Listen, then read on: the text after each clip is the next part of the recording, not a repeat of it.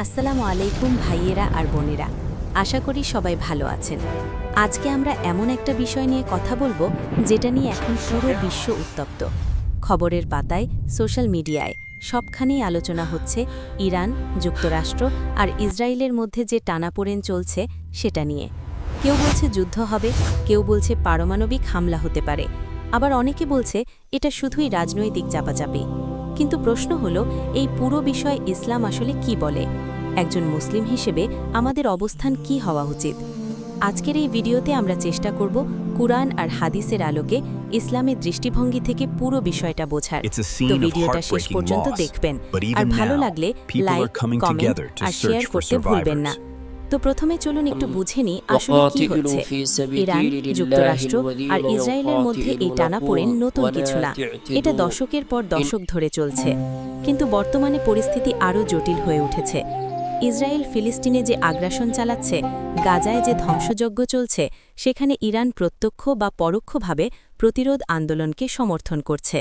অন্যদিকে যুক্তরাষ্ট্র ইসরায়েলের পক্ষে দাঁড়িয়ে আছে, শুধু রাজনৈতিকভাবে না, সামরিক ও অর্থনৈতিকভাবেও। ইরান পারমাণবিক কর্মসূচি নিয়ে এগিয়ে যাচ্ছে, যুক্তরাষ্ট্র সেটা বন্ধ করতে চাইছে।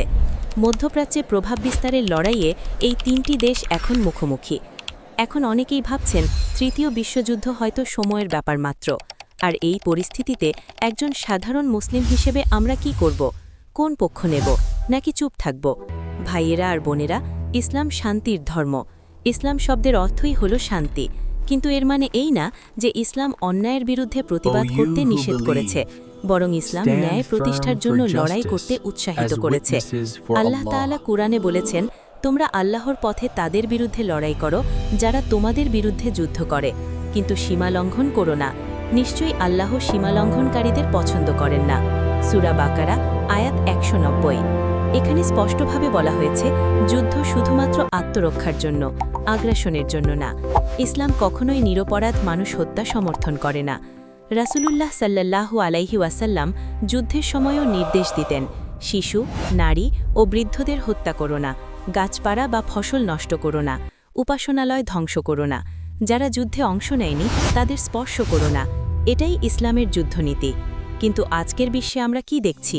গাজায় শিশুদের উপর বোমা পড়ছে, হাসপাতাল ধ্বংস হচ্ছে, মসজিদ গুড়িয়ে দেওয়া হচ্ছে। এটা কোনোভাবেই ইসলামী নীতি নয়, এটা পরিষ্কার অন্যায়, জুলুম। এখন কেউ কেউ বলতে পারেন, ভাই এটা তো রাজনীতি, আমরা সাধারণ মানুষ এসব বিষয়ে কি করব? কিন্তু ইসলাম আমাদের শিখিয়েছে, জুলুমের বিরুদ্ধে নীরব থাকা মানে জালিমকে সাহায্য করা। রাসূল সাল্লাল্লাহু আলাইহি ওয়াসাল্লাম বলেছেন, তোমাদের মধ্যে কেউ যদি কোনো অন্যায় দেখে, তবে সে যেন তা হাত দিয়ে মানে ক্ষমতা দিয়ে পরিবর্তন করে।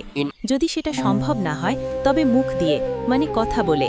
আর যদি সেটাও সম্ভব না হয়, তবে অন্তর দিয়ে ঘৃণা করবে। আর এটাই ঈমানের সবচেয়ে দুর্বল স্তর। সহিহ মুসলিম। অর্থাৎ আমরা হয়তো সরাসরি যুদ্ধক্ষেত্রে যেতে পারছি না, কিন্তু আমরা কথা বলতে পারি, সোশ্যাল মিডিয়ায় সত্য তুলে ধরতে পারি, দোয়া করতে পারি, আর্থিকভাবে সাহায্য করতে পারি মজলুম মানুষদের। ইউটিউবে অনেকে ইরান ইসরায়েল যুদ্ধ কখন হবে বা ইরান যুক্তরাষ্ট্র যুদ্ধ সর্বশেষ আপডেট নিয়ে ভিডিও বানাচ্ছেন। কিন্তু আসল প্রশ্ন শুধু কখন যুদ্ধ হবে না, বরং আমরা কোন পক্ষে আছি, জালিমের পক্ষে নাকি মজলুমের পক্ষে?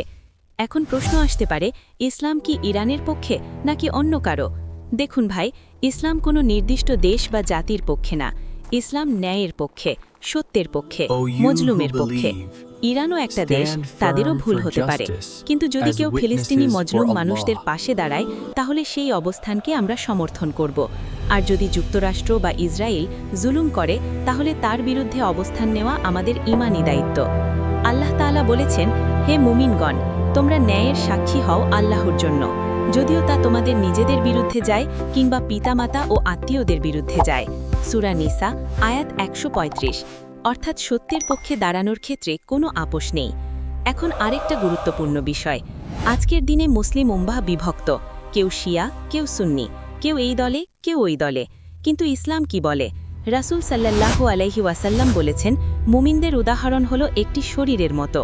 যদি শরীরের একটি অংশ ব্যথা পায়, পুরো শরীর জ্বরে আক্রান্ত হয় এবং নিদ্রামণিতায় ভোগে। সহিহ বুখারী ও মুসলিম। গাজায় আমাদের ভাইবোনেরা মারা যাচ্ছে, সিরিয়ায়, ইয়েমেনে, মায়ানমারে, কাশ্মীরে, সবখানেই মজলুম মুসলিমদের রক্ত ঝরছে।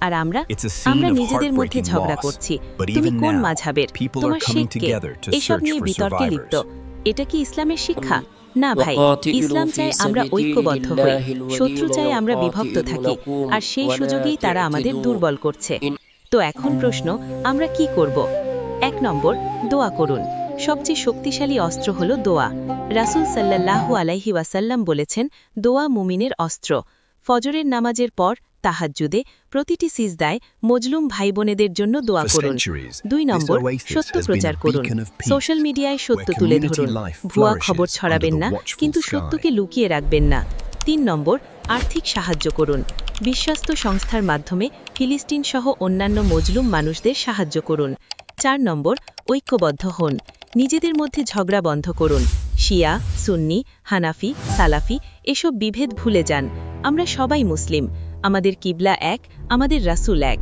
তো এখন প্রশ্ন আমরা কি করব 5 নম্বর ধৈর্য O ধরুন you who আল্লাহর উপর believe, ভরসা রাখুন stand বিজয় আসবেই firm for হয়তো আজ justice না কাল as witnesses কিন্তু আসবে for Allah. আল্লাহ বলেছেন নিশ্চয়ই আল্লাহ তাদের সাথে আছেন যারা ধৈর্যশীল সূরা বাকারা আয়াত 153 ভাইয়েরা আর বোনেরা ইরান যুক্তরাষ্ট্র আর ইসরায়েলের মধ্যে যা হচ্ছে সেটা শুধু রাজনৈতিক দ্বন্দ্ব নয় এটা সত্য মিথ্যার লড়াই ন্যায় অন্যায়ের লড়াই আর ইসলাম আমাদের শিখিয়েছে সবসময় ন্যায়ের পক্ষে দাঁড়াতে আমরা হয়তো ছোট হয়তো দুর্বল কিন্তু আমাদের আল্লাহ মহাশক্তিধর আর তিনি মজলুমদের সাহায্যকারী তো আজকের ভিডিও এখানেই শেষ করছি আশা করি ভিডিওটা আপনাদের ভালো লেগেছে ভালো লাগলে লাইক দেবেন কমেন্ট করে জানাবেন আপনার মতামত আর এরকম আরও ইসলামিক কন্টেন্ট পেতে আমার চ্যানেল সাবস্ক্রাইব করে পাশে থাকবেন মনে রাখবেন একটা লাইক একটা শেয়ার হয়তো কারো হৃদয়ে সত্যের আলো জ্বালাতে পারে আল্লাহ হাফেজ পরের ভিডিওতে দেখা হবে ইনশাআল্লাহ খোদা হাফেজ